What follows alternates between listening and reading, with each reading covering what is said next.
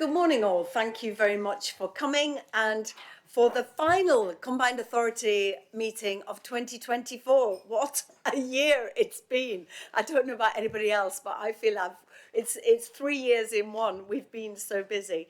We'll touch more on what we've achieved or what's coming up throughout the meeting. So let's crack on. Do we have any apologies, Miles? Apologies for absence, Mayor, have been received from Councillor Holdsworth with Councillor Galton attending as sub and Councillor Lewis with Councillor Pryor attending as sub. Thank you so much. And any declarations of interest from members? No, thank you all so much. Exclusion of press and public. There are no items that need the exclusion of the public. Minutes, item 4, minutes of 31st of October. Any comments or questions? No, thank you so much. We are happy to confirm this is an accurate record. Yes? Yes, Councillor Galton. Mayor, I was just checking to see whether you'd had any correspondence back from the Transport Commissioner to your letter. We have, yes. Councillor Hinchcliffe. Yeah, it didn't come back last week, I think. So I'm sure it can be circulated.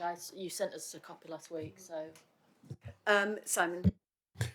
Yes, so the Transport Commissioner has acknowledged receipt, and we are in dialogue at the moment with the Traffic Commissioner in terms of how we can work with them to expedite changes at very short notice. Happily, yes. We're happy to circulate the letter amongst members. Thank you. Happy to approve the minutes. Otherwise, thank you so much. Thank you for that, Councillor Galton. Okay, so moving on to item 5, the Mayor's update. Well, very busy few weeks since we last met in October.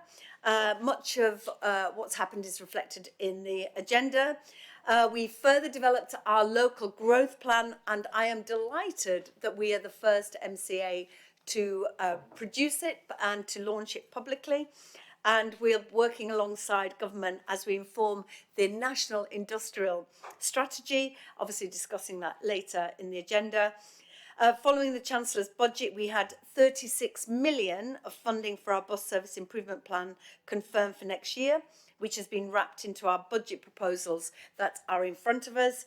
And the confirmation of that funding means we can retain our single £2 mayor's fare and the £5 day saver until the end of March 2025. And I know the public will be very pleased to see that continuing in the cost of living crisis and over Christmas. But there will be small increases to £2.50 and £6 respectively proposed until the end of next year, December 2025, ensuring we have some of the lowest bus fares in the country. And I do know that the public were at the Mayor's question time asking why the 50p extra, and just to reassure the public that we need that flexibility to support routes. So it's not just about cheaper fares, but also making sure we have the finances to support routes as we move towards franchising. In the budget item later, we'll discuss the wider financial context we're in, some of the decisions that we face, not all easy, alongside those of the local authorities over the coming months. We welcomed the launch of the Get Britain Working White Paper, which confirmed more than £20 million of funding in West Yorkshire to support people back into work through health and skills into work. And we've got a paper later in the agenda to discuss it.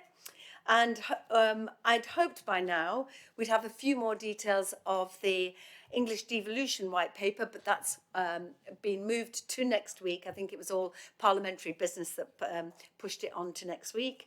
And we're anticipating that it's going to set out details of government's plans for deeper devolution to combined authorities, and we'll ensure there's a full briefing shared with members after publication.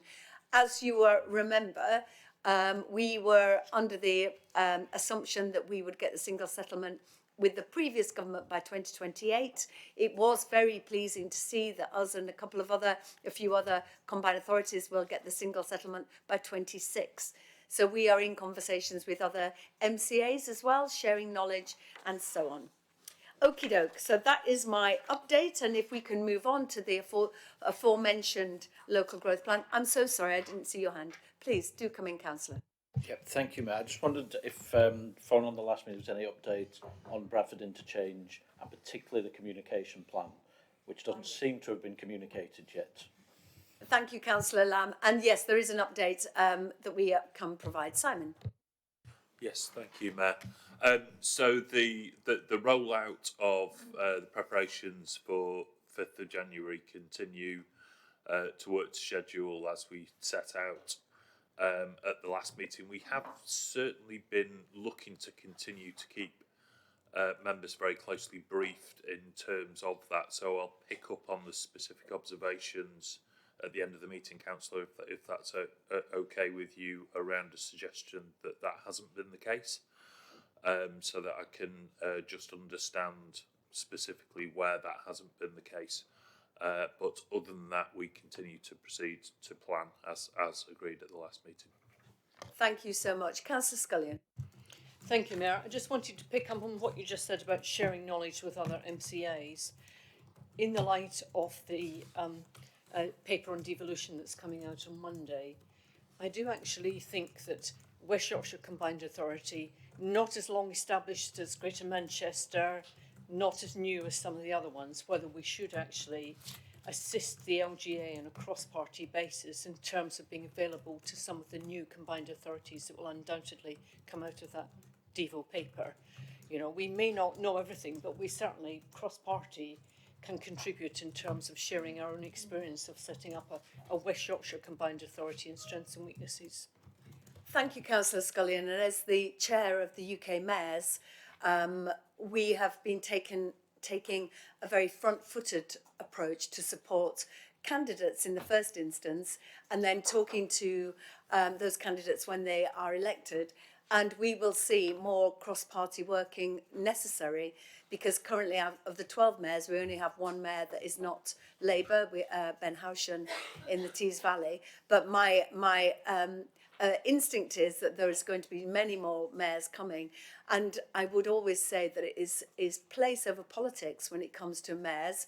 And we have been very supportive of mayors as they've been setting up their offices and so on.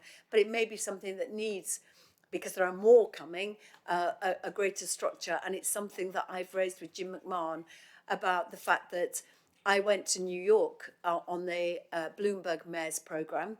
Do we have to go all the way to America to learn how to be a mayor? So we're suggesting a couple of options about training and support and so on in a more formalised way. I don't know if anybody wants to comment on that in particular. Ben. Then I'll come to Susan.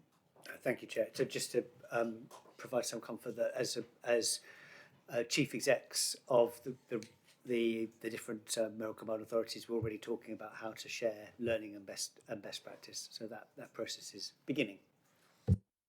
Good stuff. Susan.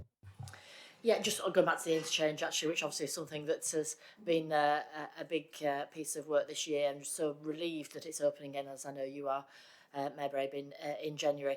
We did have an update on the full council meeting at Bradford on Monday night, and obviously we have made sure as well that there's meetings in the diary for all councillors to have an online briefing session, and also going to have another walk around for group leaders and members of the combined authority.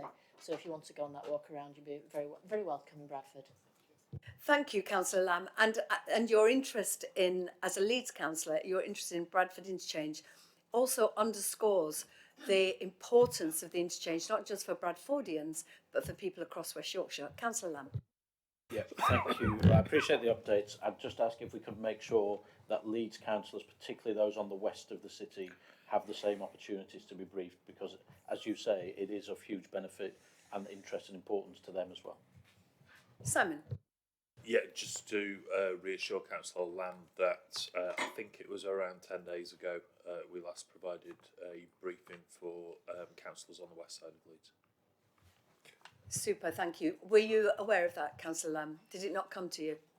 Well, we just make sure that the comms make sure that you're on the list. You have to be on the list or you don't get in. So we'll make sure that you do get that. Okie doke. Happy to move on? Yep, to the next item, which is the local growth plan. And this plan is a vital part of delivering our shared vision for that brighter, fairer West Yorkshire, not just about addressing the challenges we face today, but also about seizing opportunities for growth that will benefit all of our communities today and in the future. We've already a high rate of fast-growing businesses across specialisms, but we have to do more. If the UK is going to achieve its national growth ambitions, it needs West Yorkshire, the fourth largest urban area in the country, to drive up our productivity growth. We know investment is key to this, supporting infrastructure development, helping businesses innovate. Ultimately, my mission is to grow the economy and put more money into people's pockets.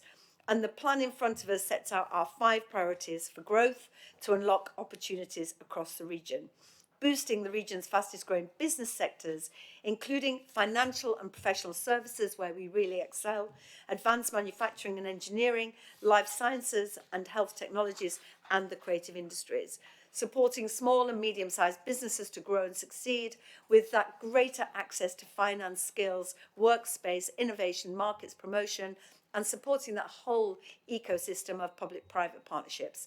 And fundamentally, a better connected and integrated transport network with more reliable and frequent buses under public control, greater rail capacity to reduce congestion and journey times, and that new tram fully integrated with bus and rail to connect the whole region.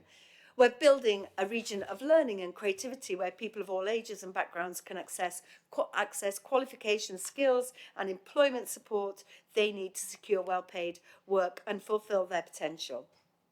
We're developing thriving places with warm and affordable homes for all, safer communities free from crime and antisocial behaviour, neighbourhoods resilient to flooding and impacts of climate change, and greater access to culture and heritage and sport for all.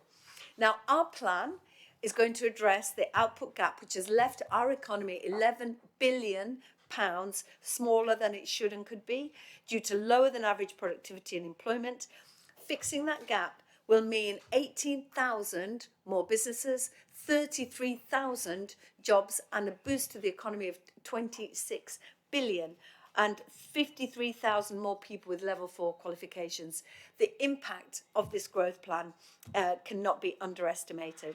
Now, engagement is continuing with government to ensure the plan informs the development of the industrial strategy, and this includes a response to the Green Paper that's been coordinated with local authorities, private sector reps, and identification of priorities for growth where government engagement is needed for delivery.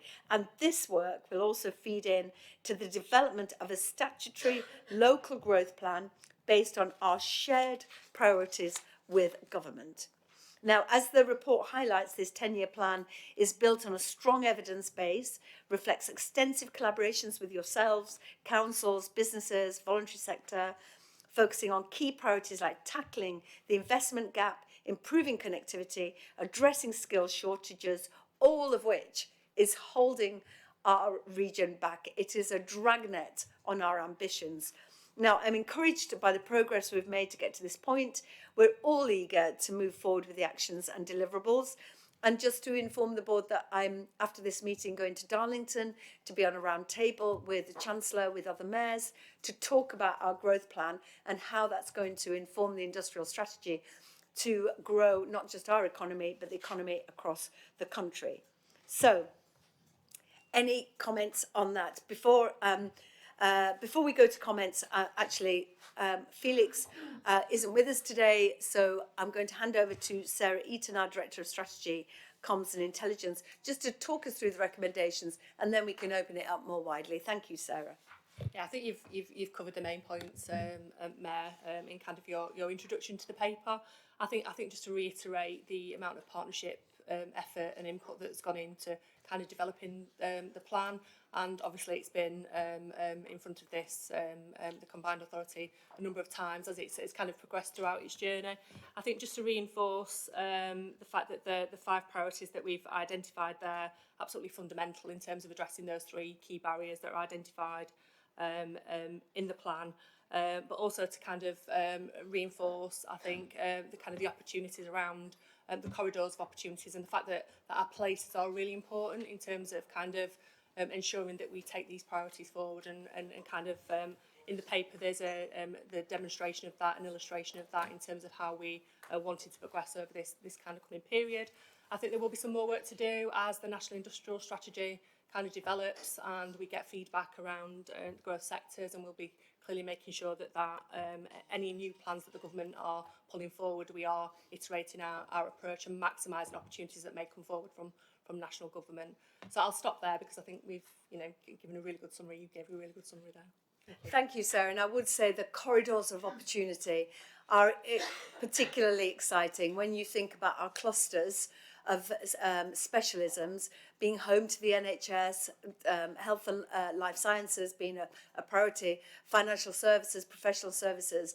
Once you see it on the map, it is very clear the opportunity for growth by the agglomeration of talents across our region. Any comments on the growth plan? I'm very, very pleased that we've managed to distill what could be many voices for particular communities distilled into a guiding mind that comes from collaboration from Team West Yorkshire to deliver that guiding mind for what we want for growth in our region. So it's been quite a long haul, but as I say, we are the first MCA to launch our plan. So I'm very proud with the way that you've worked so hard, very tight deadlines as well. Yes, Councillor Hinchcliffe. So yeah, I really welcome this plan, and as you say, it's going to be really important for our conversation with the government going forward. So we're moving into a period now where we'll be working through the comprehensive spending review. I'm really pleased to see Bradford well profiled in this paper. I think 26,000 jobs can be created actually probably across the north because of Bradford's investment in that rail connectivity that we've been lacking for so long, and the focus on connectivity, growth potential, innovation and of course culture is really welcomed in this. I think it is a real flavour of West Yorkshire, and now of course we have to make it happen, don't we? And that is always the tricky bit in the middle, making the money fit and getting all the schemes on side and on external investment in as well.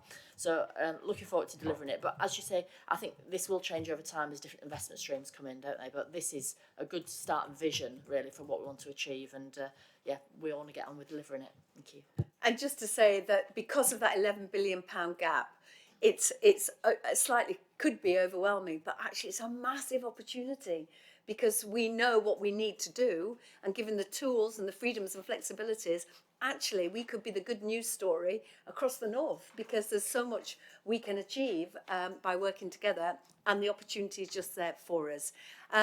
Councillor Galton. Thanks, Mayor. It's a very impressive document, and it really does show the ambition of West Yorkshire as a sub-region.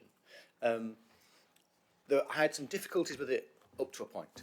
So, for instance, in terms of emphasising the 5 areas in terms of clusters of growth that we think we can really make a difference in economically, I think there might be a danger that other sectors might feel that they are excluded from attention by the combined authority, and I think we need to have that referenced somewhere. I'm not sure if that's in this document or in an alternative document. And I'll just give an example. In terms of the area of social care, health and social care, there's a real potential for that to be a driver for economic growth, not just seen as a public spending pressure.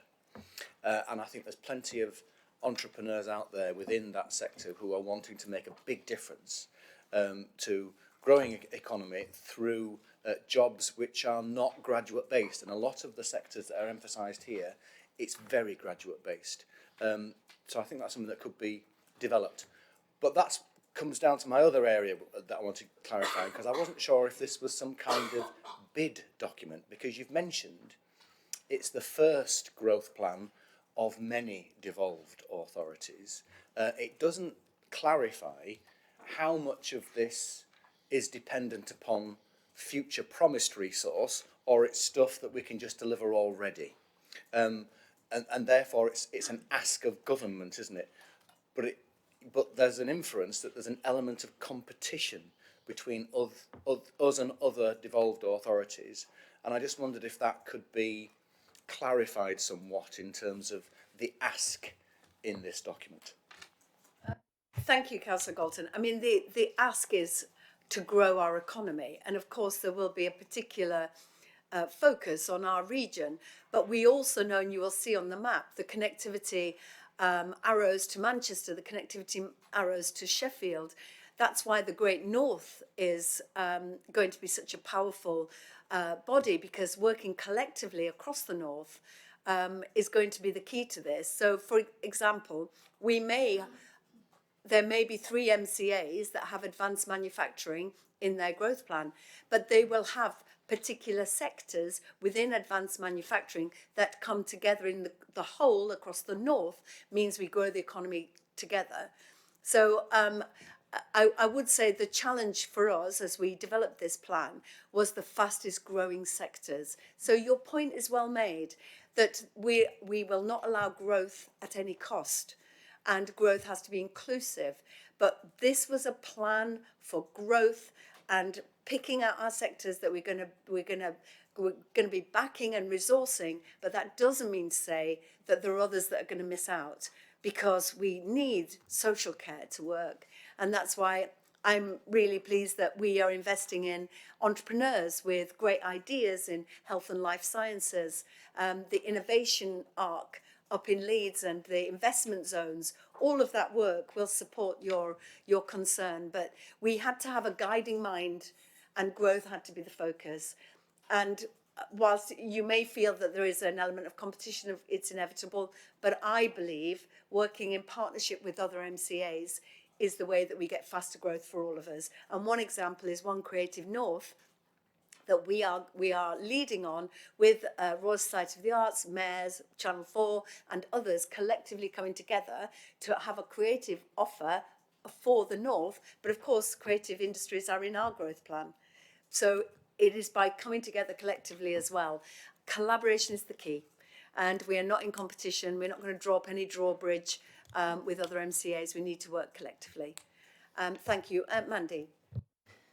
Thank you, Mayor. And I think it's a really valid point. And so from the business and private sector bodies, people that are within the Combined Authority, we've been working very closely with helping to feed into this. And so it's really important that priority 2 in the growth plan is around enabling all businesses and organisations to succeed. And the Wheel of Enterprise in that picks up a lot of those business support issues that are important to making sure that everybody can succeed, not just the high growth clusters.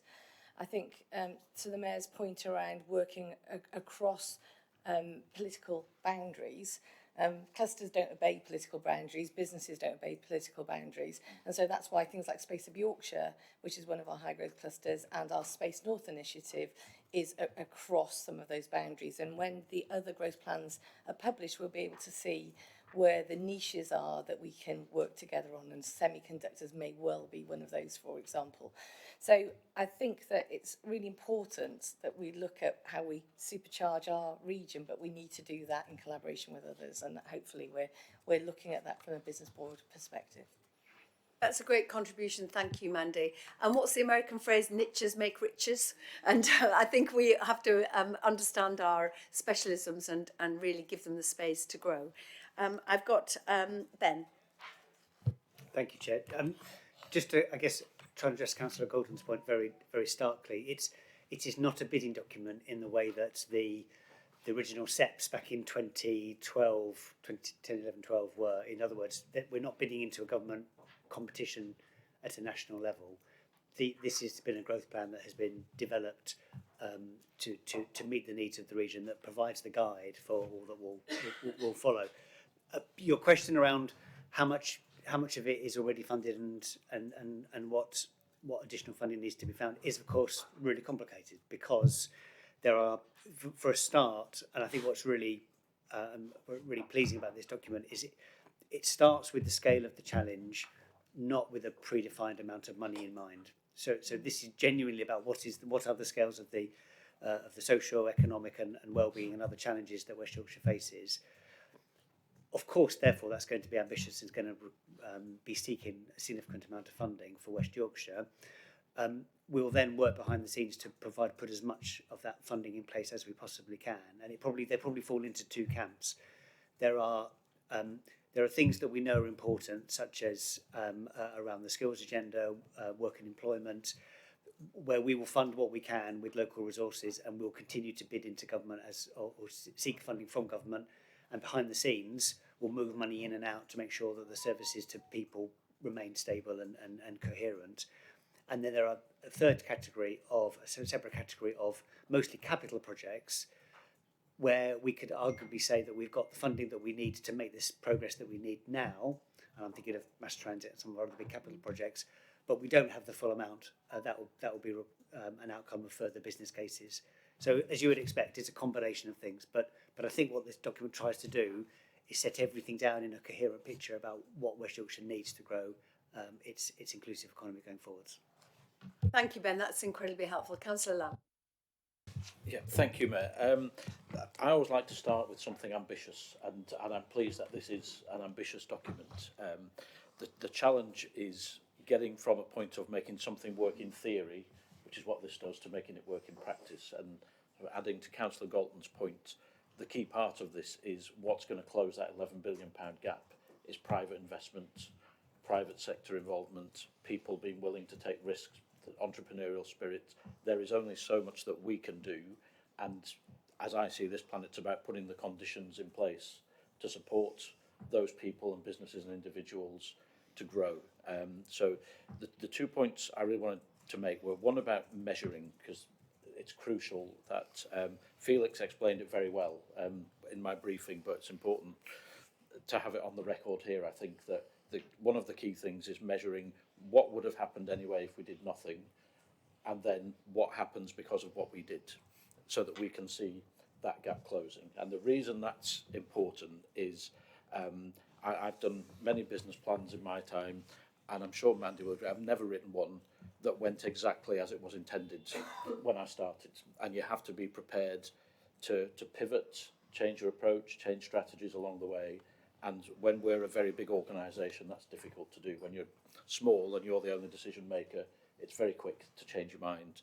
And the reason getting the measuring right along the way and a projection is to make sure that we are brave enough to concede when actually what we thought was going to be the right approach in the current circumstances isn't working. And there will be things in here that look great now that won't look so great in 12 months' time. Some of them will be going ahead gangbusters, and some of them not so much. So getting that measuring right is crucial, so that we can intervene at the right time. So actually, you know what, with the best of intentions, that's not working, let's change approach. And we've got to listen to the business feedback as well, because they're the crucial things. Why haven't businesses invested in West Yorkshire before? Why do we not have the productivity? We know it's around mass transit, we know it's around productivity, we know it's around the skills gap. They're things that this authority can and should and is doing something about. But if our approach isn't working, we've got to be ready to hold our hands up and change it. Absolutely, and devolution gives us that opportunity to be agile. Councillor Love. Thank you, Mayor. Reading through the draft, I couldn't help thinking that if this had been produced 10 years ago or even 5 years ago, it wouldn't have had the same level of emphasis on sustainability and our movement towards net zero in 2038. So in that respect, it's a very, very impressive document. There's just one paragraph in there which I think could negate so much of the good things in there, which is about the investment in Leeds Bradford Airport and the proposal to increase passenger numbers and flights, and the proposed expansion of the airport and its capacity could reverse so much of the good things that are in here. It will be a great shame on that. Thank you, Councillor Love. We will have to agree to disagree on that paragraph, because to grow our economy we need a thriving airport. We've had these discussions many times, and we do disagree on that, because you've seen the growth at Greater Manchester. We can't have our businesses relying on Manchester Airport and then trundling everything over the Pennines. It doesn't feel sensible. We do disagree on that, but thank you for raising your concerns. Mandy. If I can just come back on that point as somebody who works in aerospace, I completely understand your concerns, and I like the fact that sustainability is throughout all of this for all of the reasons that you're concerned by. I think we have adaptation, legislation and innovation in our toolkit to help reduce the impact of what you're talking about. And as somebody who sits on an innovation council within aerospace, I think pushing that agenda allows us to reduce what you're concerned about, but at the same time enable businesses and people to move around in a way that we'd all like to. So I think it's important that we keep an eye on it, but it's important that we keep pushing on that innovation button, and that is something that I know we're very keen on in this region. Thank you. And I would hate the councillor to misunderstand that I am not minded to also press, as Mandy has said, aerospace companies, the airport, Vincent at the airport, about doing more. So it's not a cavalier approach, because I am also reassured by the government's new approach about regarding more sustainable fuels, etc. So I think, to Mandy's point, innovation is the key. But I would hate you to misinterpret what I said, that it was a cavalier, because it's also about innovation and investment in the future. Thank you. Thank you, Mandy, for reminding me of all the good work that we're doing behind the scenes on things like that. Councillor Anderson. Just briefly, have you got plans for an implementation plan coming forward? For example, on pages 114 and 115, when you talk about the monitoring indicators, you've got them at a very high level, which is fine, that's not a problem. But setting what the baseline figure is at the moment so that we can monitor what's moved, and also on top of that as well, what level of investment is going to be needed in order to make a significant difference in those areas. Now, I'm not expecting it to be in this high level document, but have you got plans to bring forward an implementation plan? Thank you. Yeah, Sarah. Yeah, so obviously this is this kind of the strategy, and to follow up on the strategy, there'll be a kind of a detailed action plan. And I think we've got kind of impact measures that we look at in the state of the region, which look long term around the impacts that we'll be making. But obviously, as we're looking at specific interventions, we will need kind of monitoring indicators that are tracking progress on a much more frequent basis. And we will look at them kind of internally, but we'll be bringing them forward for consideration in the various committees as and when those interventions are kind of being pulled forward and discussed in kind of more detail. So yeah, that's a really important factor of kind of delivering the plan, and something that we're trying to strengthen in terms of our overall approach to performance in any case. So you can definitely make sure that we can keeping you updated on progress. Thank you so much. Okay, so we are happy to recommend the Combined Authority approve and adopt the West Yorkshire Growth Plan as set out in Appendix 1. We are lovely. Thank you so much. Moving on to work and health. Now, this item is an update on employment support with a focus on the links, as I said in my opening remarks, between health and work, and about the 20 million that we've been allocated in our region. And this paper outlines the plans we have to make the most of this funding, working closely with partners in health, local authorities, and the Department of Work and Pensions. Now, economic inactivity is a growing issue for us here in West Yorkshire. Many residents facing significant barriers to employment, including ill health. This not only impacts individuals and families, but poses a real threat to the item we've just been discussing, which is our growth plan. Now, we're doing a great deal of work in this area, and government have actually recognised this with the additional support we're getting. So I really want to put on record my thanks to the team to have already in place this project in an iteration that works for us. And now government have reflected their support for it by giving us this extra funding. So Michelle Burton, our Head of Employment and Skills, could you take us through the paper and recommendations, please? Yeah, very happy to. Thank you very much. So this paper summarises quite a lot in this very fast-growing agenda.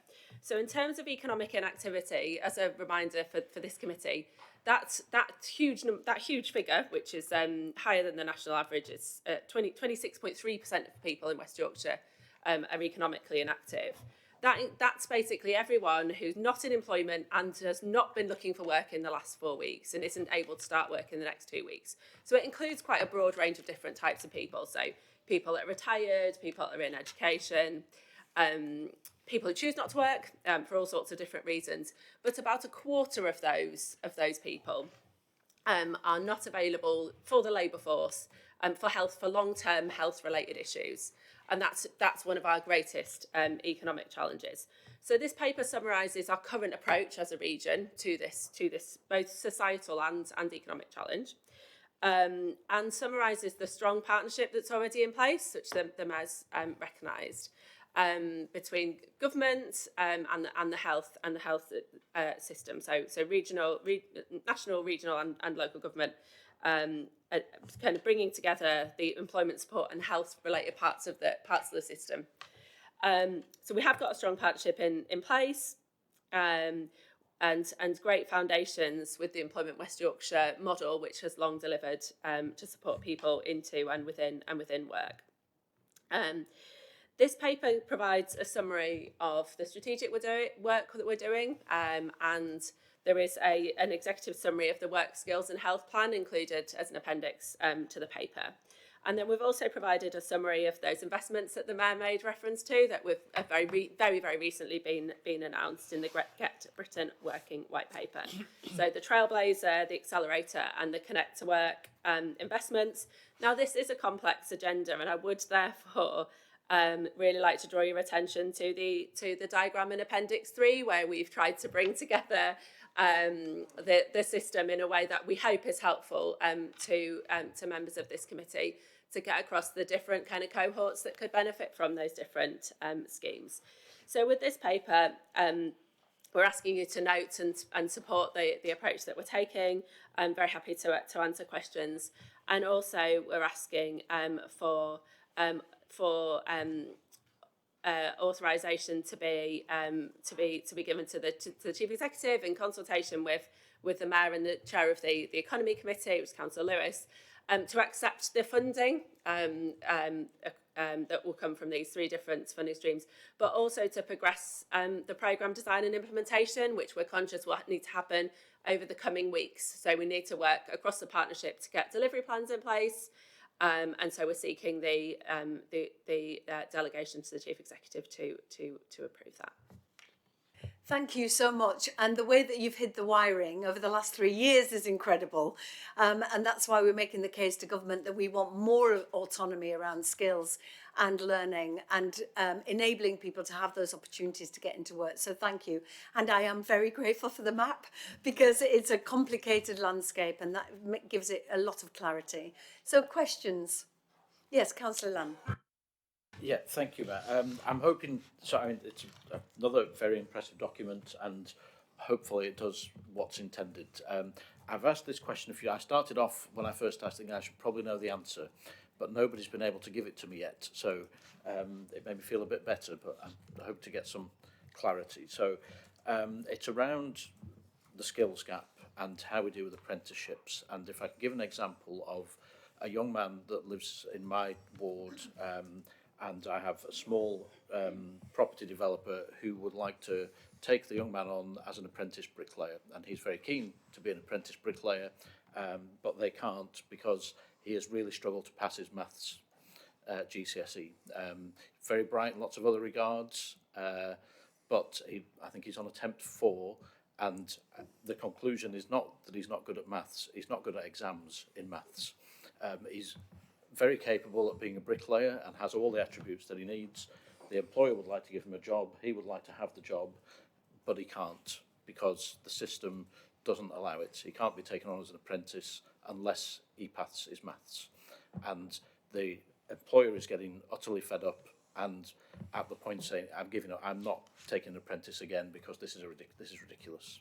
The communication with the colleges and things is another example, but who decides that that is a key requirement that is non-negotiable when in this situation you think that's the young man is getting depressed and is now getting mental health support because he's come to the conclusion he is never going to be accepted into the labour market because he can't pass his maths GCSE, and you think that's crazy.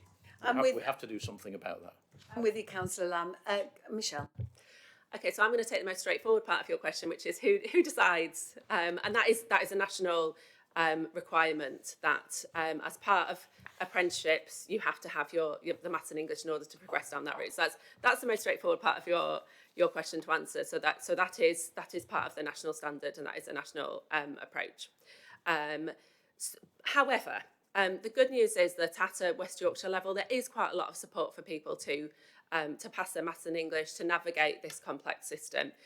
So I will get your details afterwards, and we'll see what we can do to support through the devolved funding that we have. So we are people learning in different ways, and one of the things that we've really innovated in West Yorkshire is delivering maths in particular in different ways that work for different types of learners. So I really hope that there's something that the advisors here in West Yorkshire are able to help with. So I think that so we'll take offline the specific example, but I hope that helps answer your question. Thank you, Councillor Lamb. Yeah, no, thank you for that. So, given you're seeing the Chancellor this afternoon, Mayor, could you ask her to do something quickly in the form of a ministerial statement and give flexibility to employers and colleges to be able to say, actually, this shouldn't be the barrier for that young man, and I suspect hundreds and thousands of others around the country, to being able to access employment. And we could fix a lot of this pretty quickly by just getting a bit of bureaucracy out of the way. Thank you. Whilst it might not be in the Chancellor's remit, I want to just reassure you that I was on a call with Bridget Phillipson, the Minister for Secretary of State for Education, and we are making the case that we need to support young people from 16 so we can make our own decisions about who goes into apprenticeships, etc. And that case was loudly made by not just me, but other mayors as well. So there are problems inherent in the system that if we had more autonomy and ownership over, we could definitely get better outcomes. So whilst it won't be on the agenda today, rest assured that I have raised it, and we will continue to raise it as an issue that is blocking young people from getting onto that ladder of opportunity. Councillor Galton. Thanks, Mayor. Following on from the previous paper we discussed, I'm very encouraged to see that the only sector which has particularly been mentioned in this paper is health and social care. And it's mentioned as an area where you hope that the work that you're doing will actually lead to development and expansion of that workforce. But I didn't see any detail in the rest of the paper as to how that was happening. So is the wiring hidden on that one as well? Can you give us an update in terms of what is the strategy there? I see you have a particular focus on this, and it may be possible to just send Councillor Galton a note. No, I'd rather hear it. Okay, so I think you're looking at the part of the paper that relates to the accelerator in particular, and so what our focus on economic activity is about getting people closer to and into the labour market across all sectors. You're absolutely right, it's not cut by sector. We're not trying to get people into work in a particular sector, but absolutely having a health and social care workforce that delivers, that's innovative, that's agile, that's efficient, is crucial to support people into work. So it's not. So our focus on health and social care is about addressing the economic inactivity problem, and the workforce in health and social care is absolutely essential, and is therefore, you're absolutely right, underpins a lot of what's in the local growth plan, doesn't it? Because we need a healthy workforce in order to drive employment in those sectors. It's not, employment in the health and social care sector is not a driver of the economy per se, but it is incredibly important to deliver all of the ambitions in the local growth plan. And economic inactivity is a blocker and a barrier to all of the ambitions that we're putting forward in the local growth plan. And also just to reassure that one of our agile responses to a recruitment crisis in health and social care was the £1 million that we approved as a board to train people into health and social care. So hopefully that answers your question, Councillor Galton. Very good. Any other questions? Thank you so much, Michelle, for that. So the report asks members to note and support the strategic approach to addressing health barriers to work and seeks approval for the Chief Executive in consultation with myself, the Mayor, and the Economy Committee Chair to accept funding and progress-related programme development with key partners. Quite a mouthful. Are we happy to approve? Thank you all so much, and I'm pleased. It's a reward for the team because that you've worked so hard doing this work already. So moving on to item 8, business planning and budgets. The next item on the agenda is an update on our business planning and budget proposals for 25-26 and beyond. And some of our budget, as you know, as a board, is fixed and set, particularly in relation to capital spending. This budget sets out how we'll continue to deliver on our ambitions for bus franchising and mass transit, but there are some areas where we have greater flexibility, such as how we spend our gain share from government, how we work with colleagues around the table to use the transport levy. A single settlement from government kicking in from April 26 will offer us greater flexibility, and we'll be working over the course of this year alongside government how to implement this. And the local growth plan we've set out today sets out some of our bold ambitions, but at present we haven't secured all the funding we need to deliver on them. Of course, we're going to have to wait for the spending review next spring, summer for that to be confirmed. So this means that this year we need to make some choices about how we allocate our resources to best meet our ambitions we have. Now, obviously, I don't need to tell colleagues around this table how difficult it's been. The last couple of years, the financial environment that you're operating in, we're all operating in, and local authority partners in particular are facing some incredibly difficult decisions over the coming weeks, and we as WICA are not immune to those challenges. However, as the report clearly outlines, we've made some significant progress in aligning priorities and planning for the future. So thank you to the partners round this table for the heavy lifting you've been doing recently, as we collaborate, working towards ensuring the financial stability of our combined efforts. And if I may just add that from afar, we are seen as a mature MCA that really does collaborate well and cooperate. And that admiration is the hard work that you've all put in. So thank you for that. We are not 1+5, we are a family of 6, and we all need each other to be successful. So the work done so far, particularly in identifying key priorities across the sectors, such as transport, we've discussed all this, transport skills and regeneration, will be crucial in supporting the delivery of our shared ambitions. And the proposals set out in this paper are designed to strike that balance between addressing immediate pressures and securing long-term growth for West Yorkshire.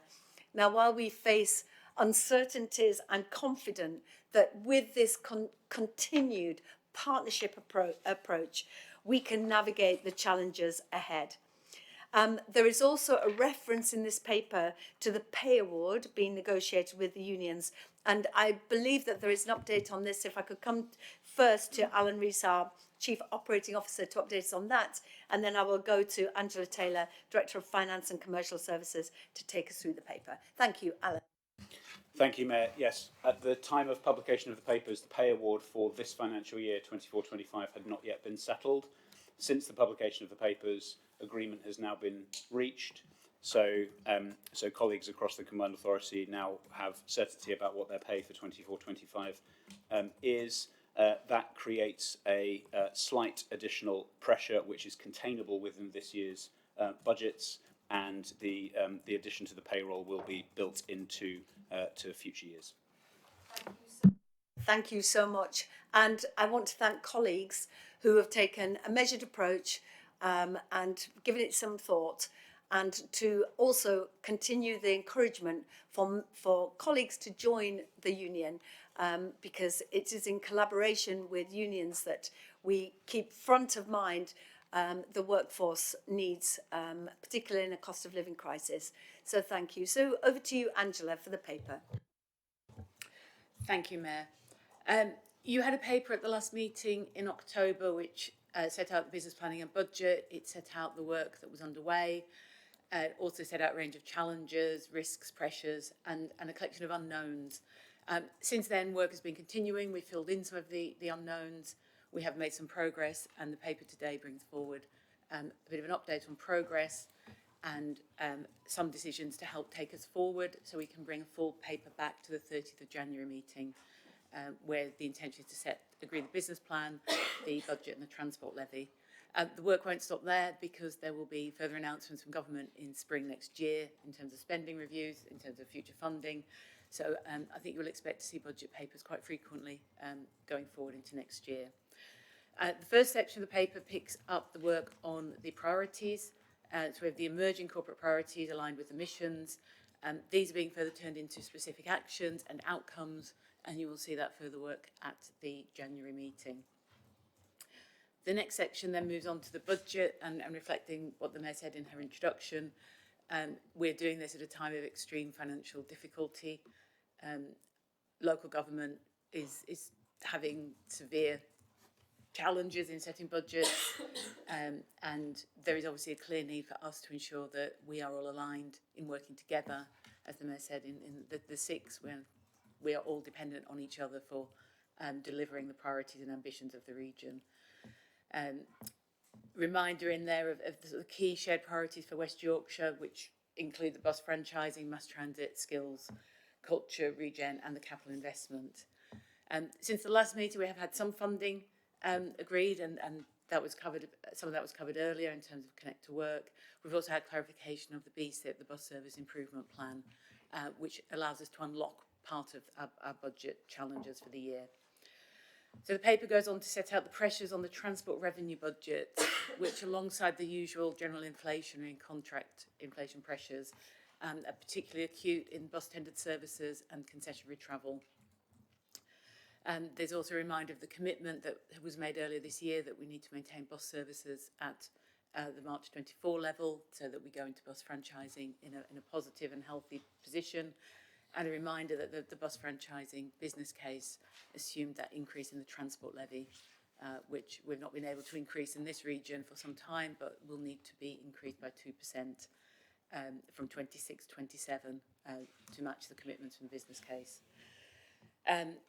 There's a reminder of the capital pressures, which you've covered earlier on in the summer in terms of the inflation and delivery pressures, the resource and capacity constraints on delivering the capital programme.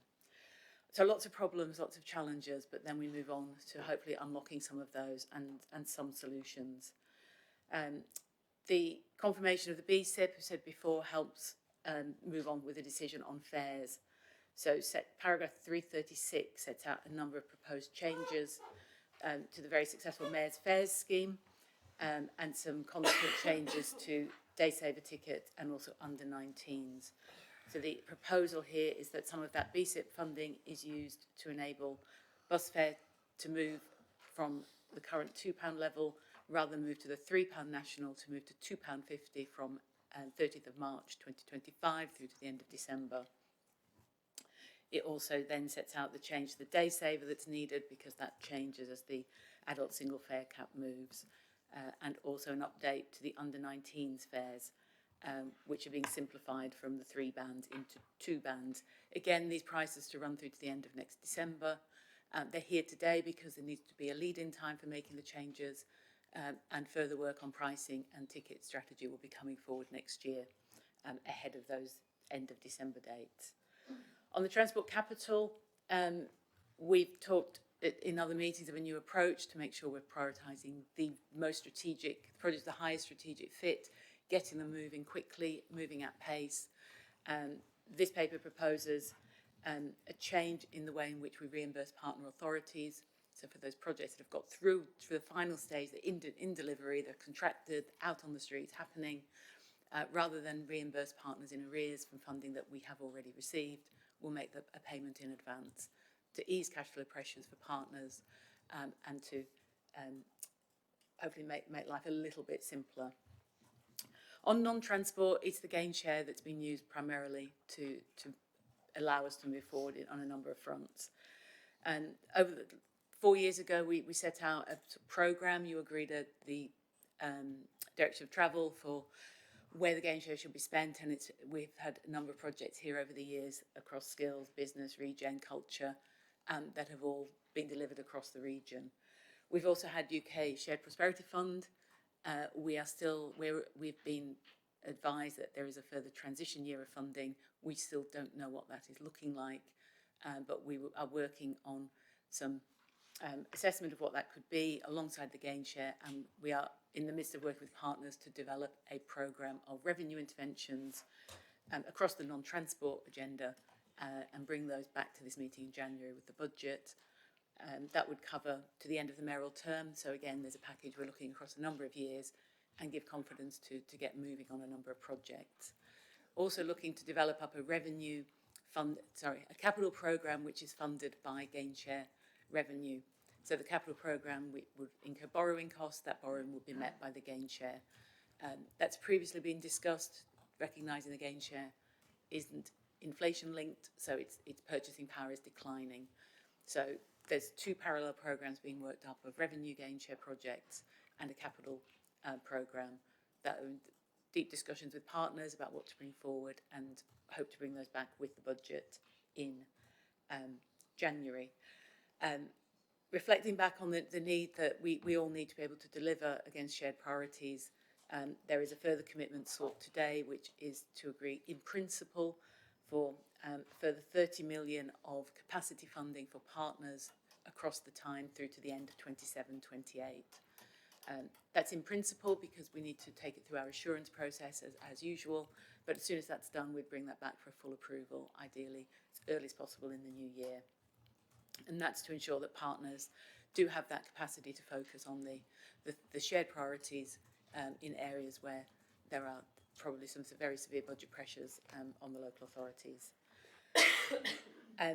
I'll pause at that. I think just to say finally, any input today will help shape the final budget that comes forward in January, and also finalise public budget engagement, which we're putting the finishing touches to, and we'll finalise subsequent to this meeting. Thank you. Thank you so much, and thank you for the work that you and your team have done to get us to this point. Comments? Yes, Councillor Galton. Thank you, Mayor.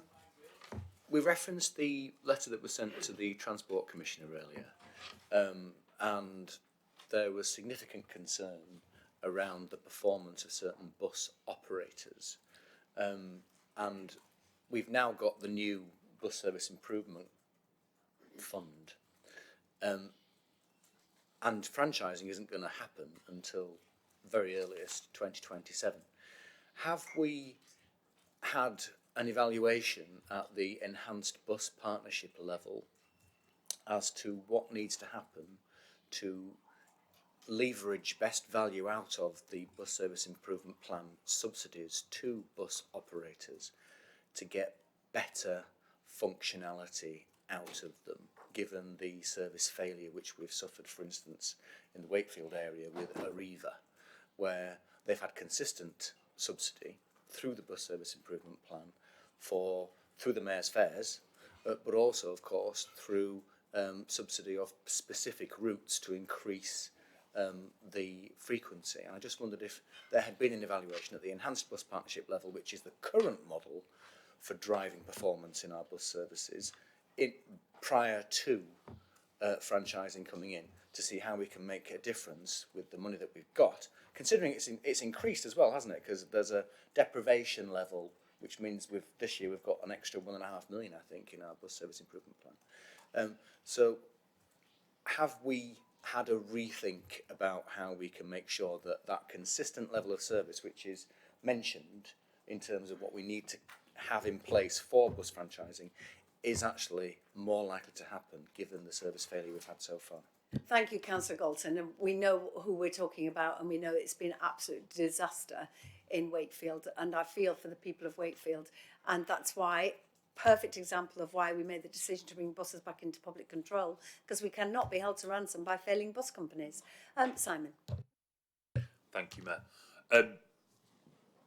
So, firstly, to address the situation with regard to Arriva, so members will be aware that in order to address their central issue within Arriva, which is their ability to recruit and retain sufficient drivers, Arriva have undertaken a review of the network which they have been operating to date and have served notice of the withdrawal of a number of those services. So in the first instance, the focus of our efforts has then been on working with the industry to understand which of those services other operators are prepared to step forward on, and where we need to undertake any activities making use of public subsidy in order to maintain the network. That process is coming to a conclusion, I think, very positively. We've seen a number of operators, interestingly, in the context of the forthcoming franchising process, including new operators into West Yorkshire, who are showing an interest in taking some of those services up, which is clearly a very positive early dividend, if you like, of the change that is to come. So that's stage one, is to ensure that we have the same network out there from January onwards as we've seen at the moment, albeit provided in a slightly different way. Stage two then is absolutely for us to continue to maintain a dialogue through the Enhanced Bus Partnership around the viability of the network as it stands at present, and therefore the anticipated provision that we need to make over the next 2 to 3 years to ensure that the network stays out there. Competition law precludes us from that becoming a very explicit conversation with incumbent operators around how we use subsidy. That would take us outside of the provisions of competition legislation, even within an agreed enhanced bus partnership. But what the bus partnership does allow us to do is to have operators in a far more regular dialogue than would otherwise be the case, to help us to anticipate with them where challenges may lie. The maintenance of the fares policy in the background has also seen an increase in demand across bus travel, and that's very helpful in terms of the stability of the network at the same time, and helps us in terms of projecting those future assumptions. So yes, we're absolutely making use of the partnership. There are limitations within which how we can use the partnership, which in many ways is the reason why we brought forward the advice to the Combined Authority and to the Mayor to pursue franchising. And right now our number one focus is to make sure that as Arriva withdraw from those services in the new year, we can maintain the network and then see the benefit which Arriva have assured us will follow in terms of a more reliable provision of the services that they will continue to provide, because they have rationalised the demand on their driver complement. Thank you, Simon. It's a moving feast, isn't it? Particularly when they're trying to pull services at short notice. Councillor Jeffrey. Yeah, thank you, Mayor, and thank you, Stuart, for bringing it forward.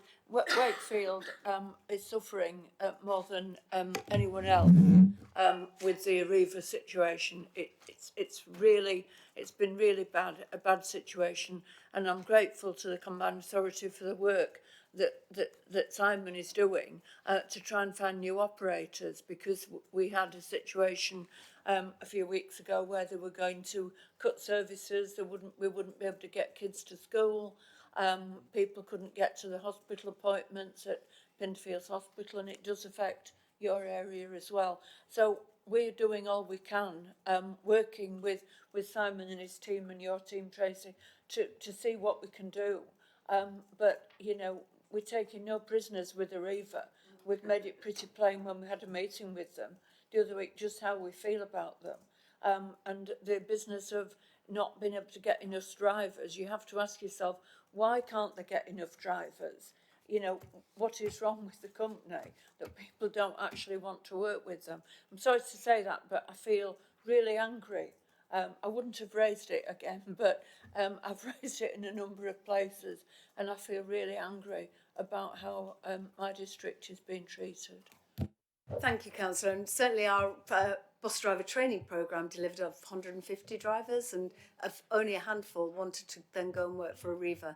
So also to reassure you, Councillor Jeffrey, that the first tranche of bus franchising, our hope is that by 27, not 28, that Wakefield and District will have fully franchised buses. So you will be first in the queue, and I know it's a great need, not just for Wakefield, but Leeds and into Kirklees as well. Councillor Lamb.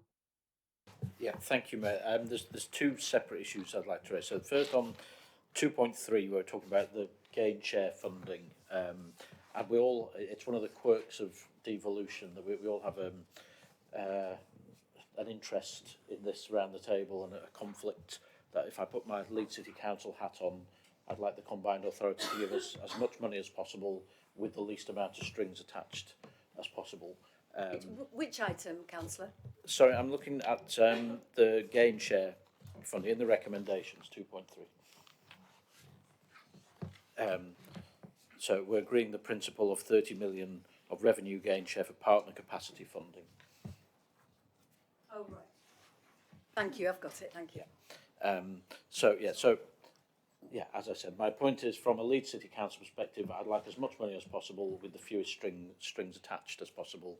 When I put my combined authority board member hat on, I want to know what the strings are. So what are we getting for the money, and what are we holding them to account for? So that's really the question. What is it that we're expecting in return as a combined authority, or is the intention that we are trying to support partner councils by giving them some money they can use flexibly?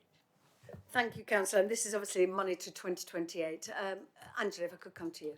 Yeah, so the reference before to the assurance process is because we do need to understand what the combined authority is getting for that money. We went through that with the previous rounds of gain share, and we have a long list of things that happened because the gain share money was there with partners, covering things like development of climate projects, of digital skills. There's a long list of them. We do an evaluation of the work that's done. So that's why it's an in principle decision today, because we do need to see set out what those outcomes are, and that would come forward in terms of the final approval. So there are strings attached. The balance is, as you say, it's making sure that they're not too constraining, but equally that we do get value for money from it, because it is public money we are accountable for. And it has to align with our priorities as a combined authority. Absolutely. And in terms of the conflict, I think it's Caroline were you going to give a response on that? If I may, I'll come to Caroline in a moment. Apologies. If I can come to Councillor Hinchcliffe. Yeah, I mean, obviously, the Mayor has been really, really clear about priorities, about deliver. And I think we would all agree with that across West Yorkshire. And that is something, we're all united on. So actually, our objectives, whether it's councils or combined authority, are actually the same. We all want to deliver growth and a future, better jobs for our residents, being here on skills, So I think our objectives are very much aligned, and therefore this, I think, is just all about aligning those objectives and make sure we move faster to deliver, as you say, Mayor. And certainly it's giving certainty for the future, because as you know, local authorities have been given short-term funding. It's hard to plan, and this proposal gives certainty for jobs, particularly going forward. Ben. Thank you, Chair. I think it's just important to see this in the context of the previous item on the local growth plan. This is about ensuring that, as Councillor Hinchcliffe says, all the partners have got the capacity to do the preparatory work and deliver the elements of that plan. Thank you, Ben. Caroline, is there anything you want to add regarding, obviously it's in principle, and how we get that sort of robust assurance? Yes, Chair, just on the point of conflicts of interest and I suppose for the transparency of the minutes, all combined authority members and their substitutes have been granted a dispensation by the combined authority to enable them to participate and vote on matters which relate to their business in terms of their own host local authority. We recognise as a combined authority, and we've got the future, the agenda items we're about to come to. This is all around growth across the region. It inevitably means that decisions are going to be taken that will affect partner councils. And in order for the business of the combined authority to continue, those members need to be able to take part in those decisions. So those dispensations are in place. That does go through a process, and it's clear in terms that dispensation relates solely to a member's role as an elected representative of their partner council. It does not cover scenarios where a member may stand to gain personal financial gain or otherwise. So it's very clear it's around the business, but I hope for the transparency purposes that gives some comfort that we have got our ducks in order. Thank you so much. Councillor Lamb. Thank you. And apologies if I gave the impression I was challenging the right to make the decision. I'm not suggesting anyone's doing anything wrong. It's more the sort of mental flip you've got to do when you're considering this. So the follow-up question would be, when do we get to see the outcomes of the previous round of gain share funding, and if we got what we were expecting to get, and then how we're going to measure going forward what we get, because I don't recall seeing that come back here. So I may have missed it or forgotten. Thank you. I wonder, Sarah, are you able to answer that before I come to Angela? So we're basically working with local authorities to try and understand that picture, and obviously we'll be doing that work over the next period, and we'll have some kind of identification of that set out in the paper. But I think it's we have got to do that piece of work over this next period of time. It's quite a tight timescale for us to be able to kind of progress that, but obviously really important in terms of kind of being able to kind of bring that paper back in January. Thank you so much. And there may be an opportunity for an early citing of some examples. If, Angela, you mentioned a couple of things, so maybe if we could circulate some good examples of where we've seen evidence of that capacity funding, saving jobs and continuing on our priorities for a combined authority. Councillor Lamb. Thank you. Yeah, sorry to labour the point, but I think it's not an unreasonable request to say before we commit another 30 million, even in principle, that we do have sight and understanding of what happened to the previous iteration of the funding that we committed. So I'll look forward to receiving that. If I could go on to my second issue on this paper. Of course, but if I could just jump in and say, I don't think anybody thinks it's an unreasonable request. So thank you for raising that. Thank you. So at the last meeting, we deferred the item about bus fares and under-19s travel, and we were going to have a separate meeting, and that's now been merged into this meeting. So when we discussed it last, I asked if we could look into the cross-boundary issues given the extra time that we had, and I haven't been given the information yet, and I haven't seen it in the papers that we asked for, around how many young people in particular are affected by those cross-boundary issues. I appreciate it's not necessarily easy to quantify, but it doesn't seem that we've taken the opportunity or done anything to address that. And so while it's welcome that, well, we have to recognise fares are increasing for many people from March next year, for a lot of our residents on outer areas right across the region, they are still having to pay significantly higher fares, and the £2.50 or £2 is of no benefit to them, because they've got the equivalent is £4.50 or £5 if you live in an outlying area and need to access employment, leisure or education somewhere else. Thank you, Councillor Lamb, and that's one of the reasons why I'm very excited about the White Rose Agreement in the new year that we'll be signing with David Scaife, the Mayor of York and North Yorkshire, and the Mayor of South Yorkshire, Oliver Coppard, because this is a classic example of cross-border working where we can support our communities to move around the whole of Yorkshire. And of course, we'll have a new mayor in East Riding and Hull in May. And I'm hoping that that group of 4 mayors can do a lot more of this cross-boundary work. But it's a fair point that we haven't got back to, but I'm sure Simon is underway with that work. Thank you, Mayor. And yes, apologies, Councillor Lamb, if you were expecting it within this report. Obviously, this report is specifically a budget report. We are bringing a much more thorough update on the implications for the forward action plan against the bus service improvement plan to the next meeting of the Transport Committee. And I was anticipating picking up that issue of cross-boundary travel as part of that. So, yeah, apologies if you were expecting to see it in this report. Thank you. Okie doke. All happy to move on?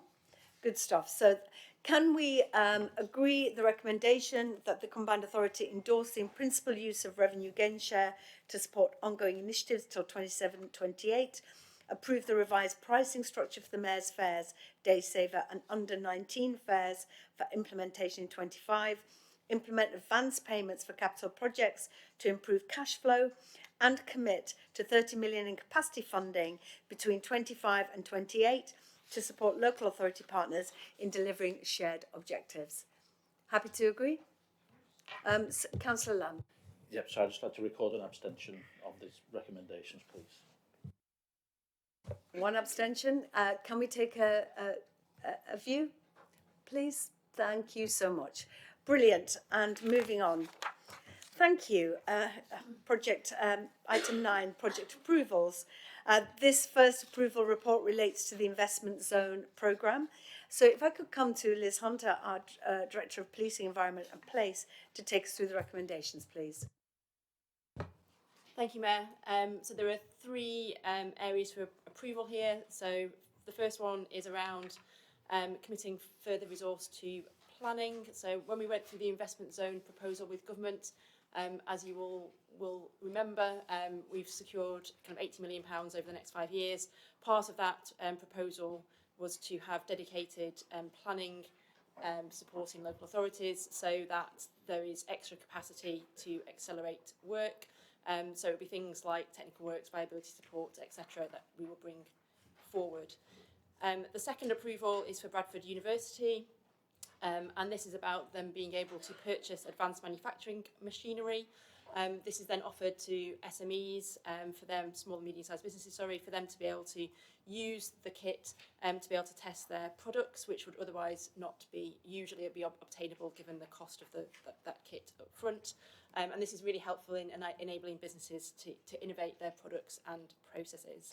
And then the third approval is £700,000 for the continuation and finalisation of the Emily Siddon building in Huddersfield, and this enables them to complete their Health and Wellbeing Innovation Centre, creating things like lab spaces and specialist facilities which should open in 2026. Thank you, Mayor. Thank you. Any comments? Councillor Lamb. Thank you, mate. It's a broad comment, if I may. I'm not going to give you police, and I'm not going to get into the specifics of all of the approvals. Apologies, we're just looking at the agenda, and apologies for this. It's slightly back to front, and I've got a different version. So we are slightly confused here. So I don't know if I need to unravel your contribution. I don't think I do, Liz. But we will move on to transport. No, Chair, I think keep going through Keep these going approvals, and then we'll circle back to so great places and infrastructure. Apologies, everyone. It is a disaster when the chair has a different set of papers, but we work through it. Thank you. Back to you, Councillor Lamb. Thank you, Mayor. It's a broad point on the. I'm not going to comment on any of the specific projects, but in our briefings earlier, we've made the point that in a lot of cases now, this is the only place for any democratic oversight. There's a good assurance framework, which we've heard reassured that it's an exemplar in the country, which is great, but it is really important that democracy plays its part, and a lot of these areas, I don't know the specifics, I don't know the areas, I can read the reports, but the bit that's missing is I don't know what local people think, what local representatives think, and it's just a suggestion that outside of the meeting, perhaps we could have a look at finding a way to balance the right and proper needs that we want to get things done quickly and get things moving, but to make sure there's opportunity for local representatives to have their input, and that we can see that either they're happy with what's proposed or that they have concerns. We might be wanting to proceed anyway, but it's right and proper that we should know that when they've had the opportunity to engage with them. And that's why on big projects like mass transit and bus franchising, we have absolutely the widest consultation possible. But Liz, I wonder if you want to come back on how the public can feedback. Thank you. Often when there's projects coming forward, as you say, the sponsor or the local authority runs a kind of consultation that's related to the kind of what they're trying to deliver. I think it's interesting around investment zones that some of these are projects which we are funding as the scheme has already started. So the Health Innovation Centre in Huddersfield is a good example where we're able to complete that. But we're very happy outside of these meetings to talk to you about the kind of the process for each of the individual schemes and the overall programme, because I think it's right that, as you say, local people are able to input into the scheme development. Thank you. Any further comments on the investment zone and place and people? Okay, so if we are happy to approve the investment zone programme, investment zone capital, the Bradford University Digitisation Hub, and the investment zone capital for the National Health Innovation Campus, happy to approve? Great stuff. And if anybody is in Kirklees, do have a chance to go and see the building there, because it's a phenomenal building, and the second one is on its way out of the ground. There are 6 of these amazing buildings led by the university, and it's going to really put us on the map with health and life sciences. So congratulations to all at Kirklees. Liz. So just to confirm, can we also confirm the planning? So there's the 3 approvals just for the minutes, if that's all right, Chair. Thank you so much. Happy to approve those 3. Lovely. Thank you so much. Not yet. We're about to move on to transport now, Councillor Galton. We have got some order back in the chair, so we know what we're doing. So thank you so much. So let's move on to project approvals, investment priority 5, delivering sustainable, integrated, inclusive and affordable transport. The next project report provides details of 7 schemes recommended to progress through the assurance process, with the delegation of approval of 1 scheme to the CA's Chief Executive. So before I ask Simon Warburton, our Executive Director for Transport, to take us through the recommendations, I just want to say something briefly on the balance between public and private risk as part of these recommendations, particularly in relation to Leeds City Bikes. I am absolutely committed to making this bike scheme work, and I want this to be expanded to other parts of the region, Bradford and Kirklees in the first instance. But I'm really frustrated that we keep having to come back to seek additional public resource to support the scheme.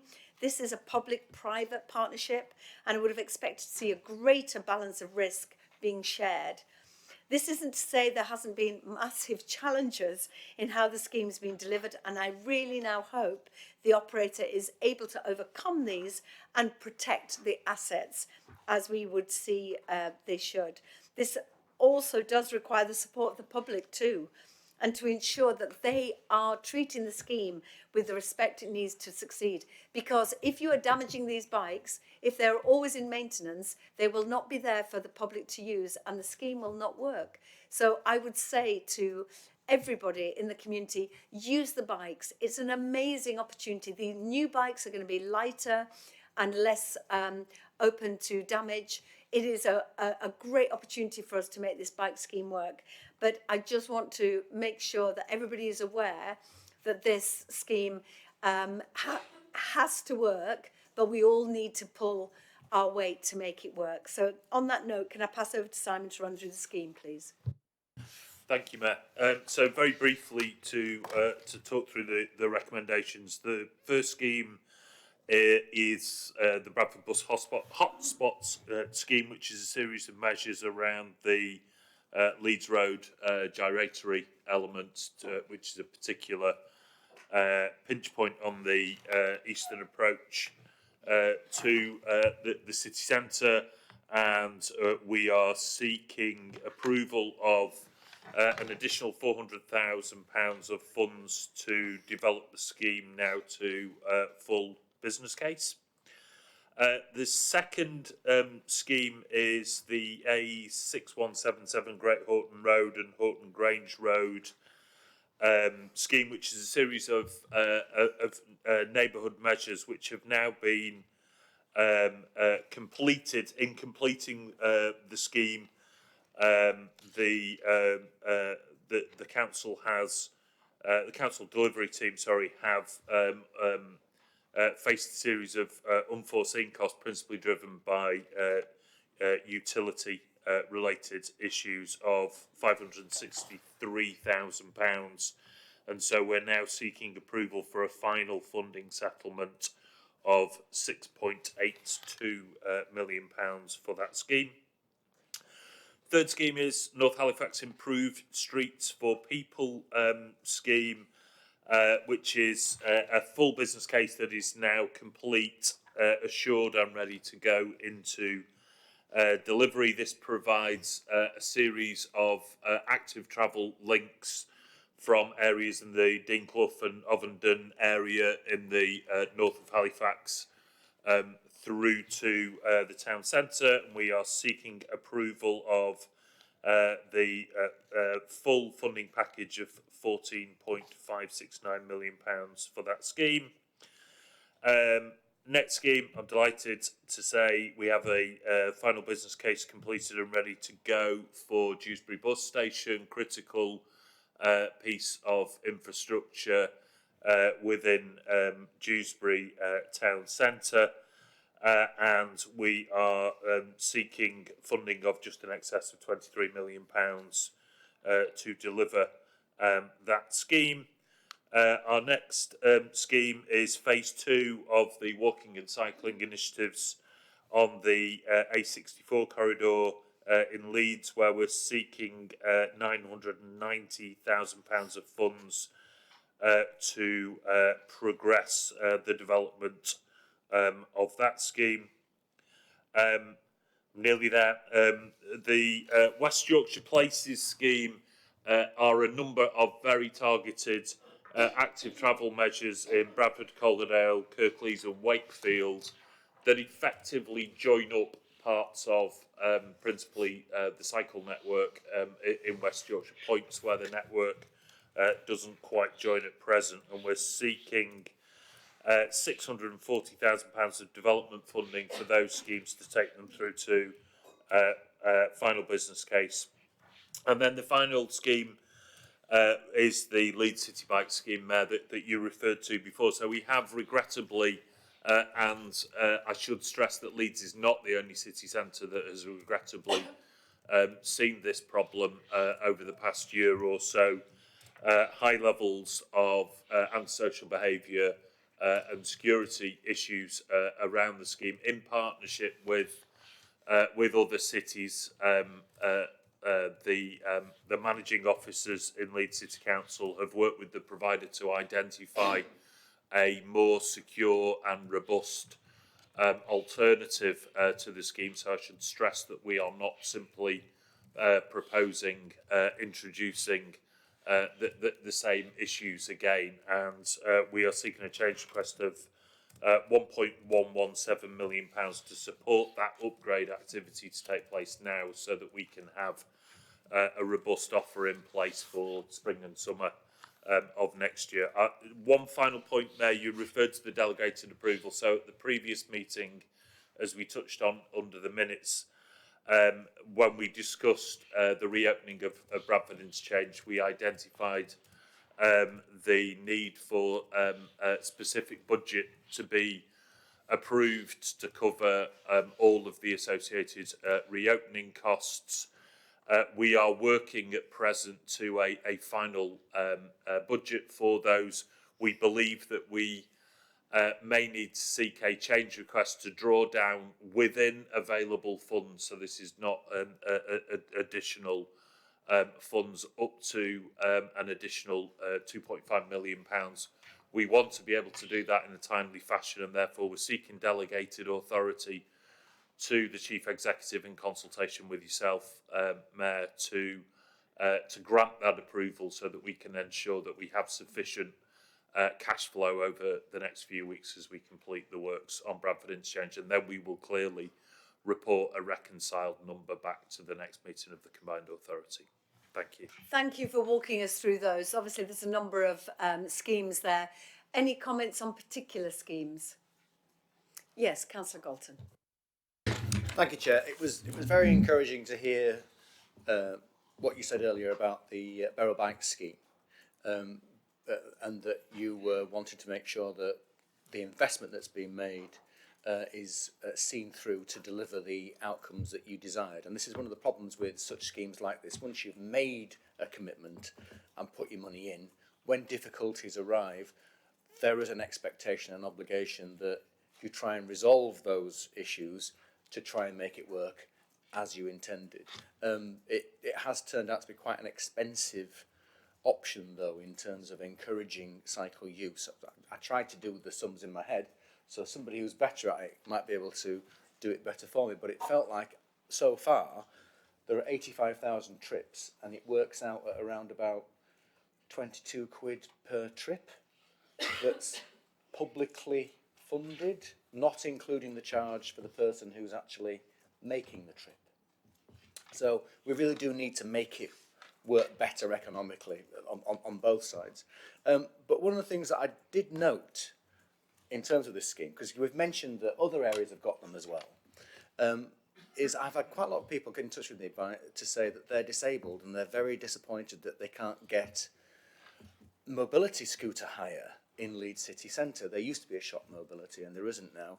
And I'm just aware that we're spending a lot of money on able-bodied people to get around Leeds city centre and other city and town centres in West Yorkshire.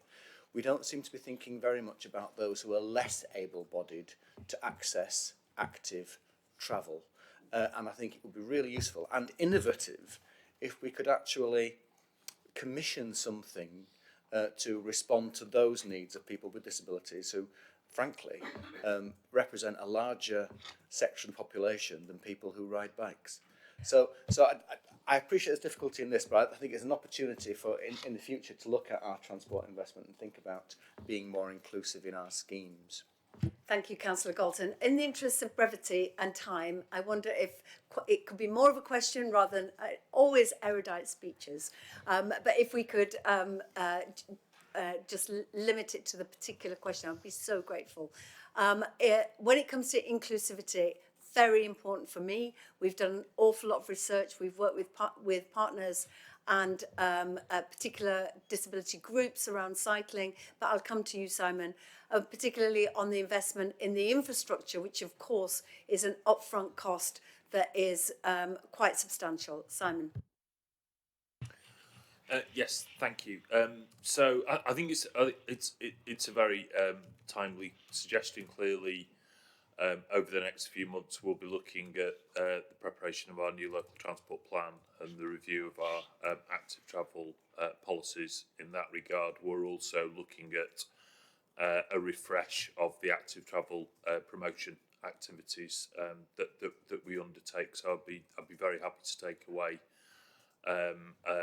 how we look to address that. As I think I've previously briefed the Transport Committee, we're also currently in the process of establishing a new equality design reference group for all of our transport schemes, and I think they will be a very helpful group of colleagues with a range of lived experiences who can really help us to make sure that we continue to drive forward, Mayor, on your EDI priorities.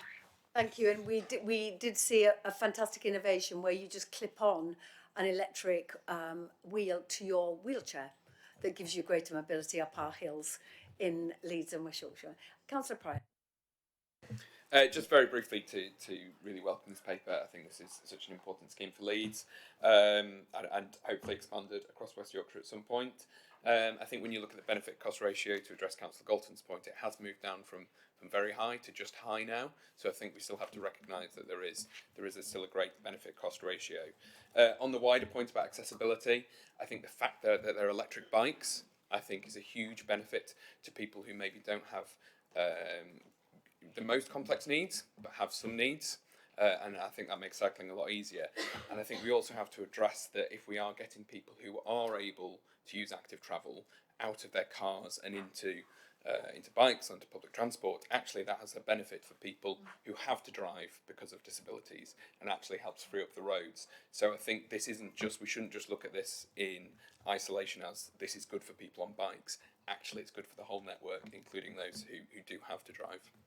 And certainly air quality is really important, isn't it, for those people with poor health. Okay, Councillor Patterson. Sorry, I'm so used to calling you Carol. Councillor Patterson. Sorry, just a very, very quick comment. I mean, just to say that I'm really pleased to see the Dewsbury bus station here for the project there.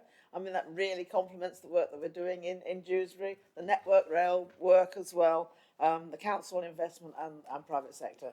And it means so much to Dewsbury. So that's all. Thanks. Lovely. Any further comments on any of the projects before we go to approvals? No? Thank you so much. Okie doke. So are we happy to approve the Bradford Bus Hotspot, the CRSTS? Yes, happy to approve. Brilliant. I'll just rattle through them. And the Corridor Improvement Programme, Great Horton Road and Horton Grange. Thank you, everybody. North Halifax, improved streets for people. Thank you. That is going to be amazing. Getting you down to Dean Clough, it's going to be fab. And Dewsbury Bus Station, we've heard the enthusiastic support. Bus walking and cycling, Phase 2, A64. Thank you. West Yorkshire Places, CRSTS. Super. And finally, Leeds City Bikes. Thank you all so much. And the additional approval we need for Bradford Interchange resurfacing works, the delegation of approvals of the schemes to the CA's Chief Executive. Very good. Thank you. Yes, that was a very enthusiastic arm up. Thank you, Councillor. And so moving swiftly on, I think we're almost coming to the end. And moving on to the governance arrangements, and this is key governance matters for the CA. Can I invite Caroline Norris, our Assistant Director of Legal Governance and Compliance, to outline the recommendations? Thank you. Yes, thank you, Mayor. This is the last substantive item, and it's a report in 3 parts. The first part of this is seeking the approval of the Combined Authority to the appointment of Damon Lawrenson as our interim Section 73 officer with effect from the 13th of December. As you know, this is Angela's last Combined Authority meeting, and Angela retires at the end of the year, and it is essential that the Section 73 responsibility as a statutory officer is maintained. The details in the report in terms of the recruitment that is underway for a permanent replacement to this role, but it is essential in terms of the prudent and the good financial planning of the organisation that this key role does have an incumbent during the gap. So that is the first recommendation for members here. The second one is on an entirely separate point, and this has really come about at the request of members of the Combined Authority, which we've listened to, and that is a request that we put in place substitute members for the members that we have on our thematic committees. That's with the exception of Transport Committee, which has a much greater membership, but for the other thematic committees that we have substitutes in place to ensure that we always have the quoracy and we have that continuity of presence. If that recommendation is approved, we will contact your councils to obtain those names and bring those back to the January meeting to have those approved. And then finally, Chair, the third recommendation there is for noting, and it's to set out in some headline terms some of the internal governance arrangements and changes that we're putting in place to support the delivery mantra, the need for us to continue to operate at pace to deliver on the authority's ambitions. And so we wanted to share with members some of those changes which effectively come in from the 6th of January around much broader decision making to directors and heads of service within a transparent and accountable assurance framework, and a new officer board structure to help facilitate that. So thank you, Chair. Unless there are any questions. Thank you so much. Any questions? Lovely, thank you. So are we happy to approve the appointment of Damon Lawrenson, who I think was here earlier, sat at the back? We're happy to approve. Thank you so much. Obviously, this is on an interim basis. Are we happy to approve the substitute member that was discussed just now? Happy to approve, thank you. And then the internal governance arrangements are just for noting. we have noted. So thank you.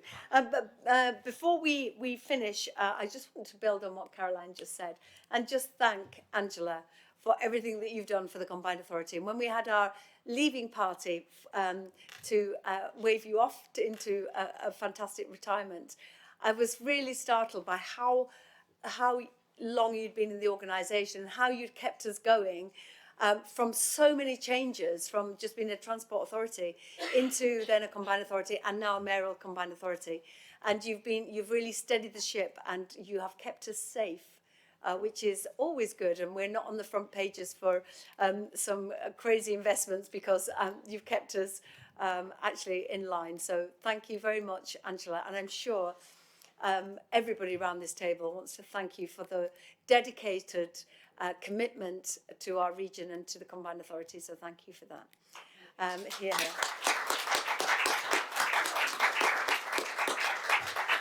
Our final item is minutes for information. That's as normal. But again, thank you so much. And if I could wish you all a very, very Merry Christmas. And it is going to be such an exciting few years ahead. So when you're making your wishes, New Year's Eve, lots of money for the Combined Authority, please, and freedoms and flexibilities with a single settlement. So thank you all so much. And have a great rest of your day. Thank you.